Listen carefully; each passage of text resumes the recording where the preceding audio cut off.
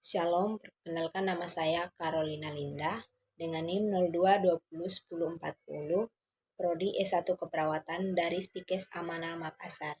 Di sini saya akan menjelaskan tentang sistem hematologi dan imunologi. Sistem hematologi dan imunologi adalah dua sistem yang tidak bisa dipisahkan satu sama lain. Komponen darah dalam sistem hematologi juga merupakan komponen yang berperan dalam sistem imunologi. Sistem imun merupakan sistem kekebalan tubuh yang membentuk kemampuan tubuh dalam melawan sumber penyakit dan menolak berbagai benda asing yang masuk ke tubuh agar terhindar dari penyakit atau kondisi sakit. Proses kekebalan tubuh itu sendiri terbentuk salah satunya karena ada peranan dari darah.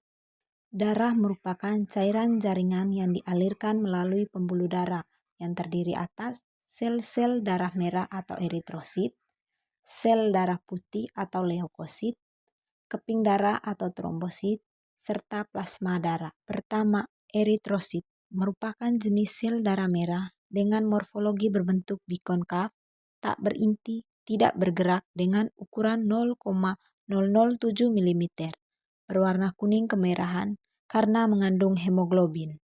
Jumlah eritrosit kira-kira 4,5 sampai 5 juta per milimeter kubik. Dibentuk di sumsum tulang dan dalam pembentukan ini diperlukan zat besi, vitamin B12, asam folat, dan vitamin B6. Rata-rata siklus hidup eritrosit kira-kira 115 sampai 120 hari. Sel eritrosit lalu menjadi mati dan dihancurkan dalam sistem retikuloendotelial system, terutama di bagian limfa dan hati. Hemoglobin yang pecah akan menghasilkan bilirubin dan besi. Zat besi ini akan berikatan dengan protein dalam transferin dan diolah kembali menjadi hemoglobin baru. Fungsi eritrosit adalah mengikat oksigen dari paru-paru untuk diedarkan ke seluruh jaringan tubuh dan mengikat karbon dioksida dari jaringan tubuh untuk dikeluarkan melalui paru-paru. Leukosit atau sel darah putih berumur sekitar 12 hari dan leukosit keluar dari pembuluh kapiler apabila ditemukan antigen. Proses keluarnya leukosit ini disebut dengan diapedesis. Leukosit yang berperan dalam melawan penyakit yang masuk ke dalam tubuh dikenal sebagai antibodi. Sel darah putih dibuat dalam sumsum tulang merah. Telah diproduksi, leukosit tinggal dalam sirkulasi darah dalam rentang 1 hari sebelum masuk ke jaringan. Kemudian leukosit tinggal di dalam jaringan selama beberapa hari, berminggu-minggu atau berbulan-bulan, tergantung dari jenis leukosit itu sendiri. Jenis sel darah putih atau leukosit terdiri dari berbagai macam tipe: neutrofil, esofil, basofil, monosit, dan limfosit. Morfologi leukosit berbentuk bening, tidak berwarna, berinti dengan ukuran lebih besar dari eritrosit, memiliki kemampuan diapedesis dengan perantara kaki palsu atau pseudopodia yang bisa berubah dan bergerak.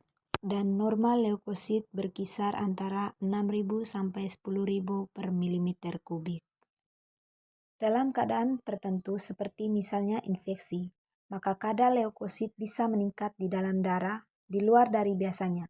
Di sini diakibatkan oleh bergeraknya leukosit secara masif yang biasa berada di kelenjar limfe, kemudian dia bergerak ke dalam darah untuk mempertahankan tubuh dari serangan kuman penyebab infeksi tersebut. Leukosit mempunyai kemampuan membunuh dan memakan bakteri atau mikroba yang masuk ke dalam jaringan melalui sistem retikuloendotelial.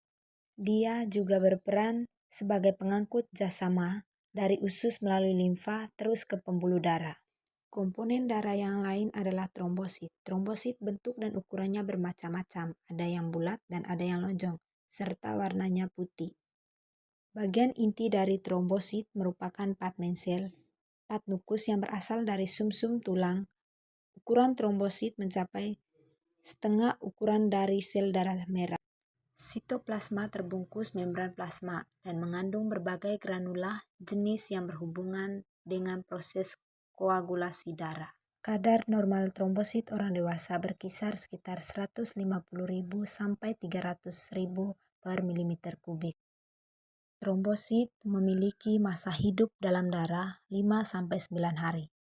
Trombosit tua akan mati, diambil dari sistem peredaran darah oleh makrofag jaringan. Lebih dari separuh trombosit diambil oleh makrofag di dalam limfa pada saat melewati organ tersebut. Fungsi utama trombosit yaitu memegang peranan penting dalam proses pembekuan darah atau homeostasis darah. Plasma darah. Keberadaan plasma darah adalah komponen terbesar dalam darah. Bagian plasma darah merupakan darah yang cair tersusun dari air 91%, protein plasma 7%, asam amino, lemak, glukosa, urea, garam sebanyak 0,9%, hormon dan antibodi sebanyak 0,1%. Protein plasma mencapai 7% dari plasma dan merupakan satu-satunya unsur pokok plasma yang tidak dapat menembus membran kapiler untuk bisa mencapai sel. Fungsi plasma darah yaitu mengangkut sari makanan ke sel-sel serta membawa sisa pembakaran ke sel ke tempat pembuangan dan berperan menghasilkan zat kekebalan tubuh terhadap penyakit zat antibodi. Terdapat 3 jenis protein plasma yaitu albumin, globulin, fibrinogen. Albumin merupakan protein terbanyak sekitar 55-60%. Disintesis di dalam hati dan bertanggung jawab mempertahankan tekanan osmotik koloid darah untuk bisa tetap normal.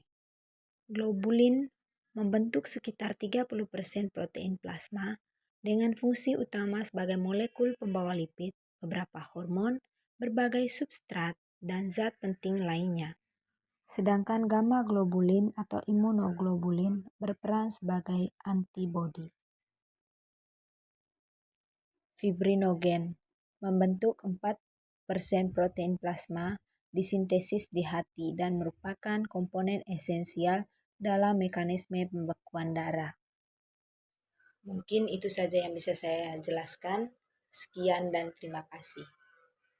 Shalom.